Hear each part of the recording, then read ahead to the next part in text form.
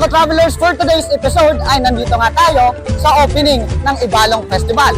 Tara, samahan nyo kami at alamin natin ang history ng Ibalong. Let's go! Bantong hanjong bantong, istoryang suwano'y bikulon, kung bakit itong panahon.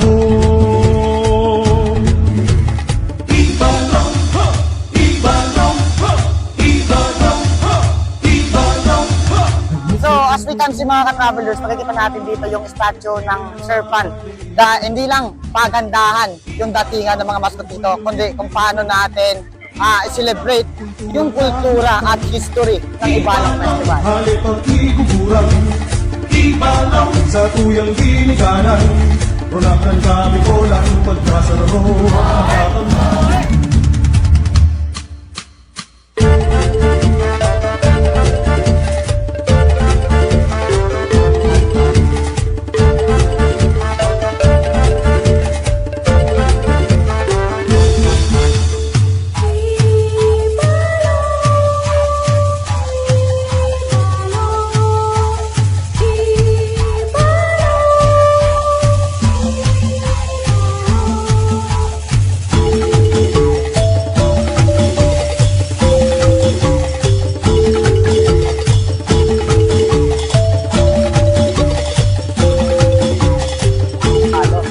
I am living in Legazpi City most of my life, and Ibalong Festival celebrates culture, history of this city. Actually, it's the heart of Legazpi City. It's all about the heroism of Baltog, Hanjong, and Bantok. And yearly lagi siyang sineselebrate, and we're very happy this year kasi laging invited yung DepEd. And yung school kasi namin is part ng DepEd Legazpi. And welcome everybody to the city of Legazpi. Happy Ibalong Festival 2025. Bakit itong panahon?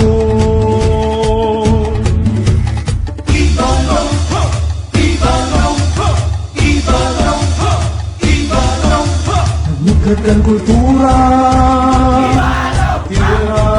Ibalong, Ibalong, orgulyo ni Bicolon, Ibalong, kulturang nagimatang, Ibalong, halip ang iguguran, Ibalong, sa tuyang diniganan, Ronakan kami kolang pagkasararo, makakantay.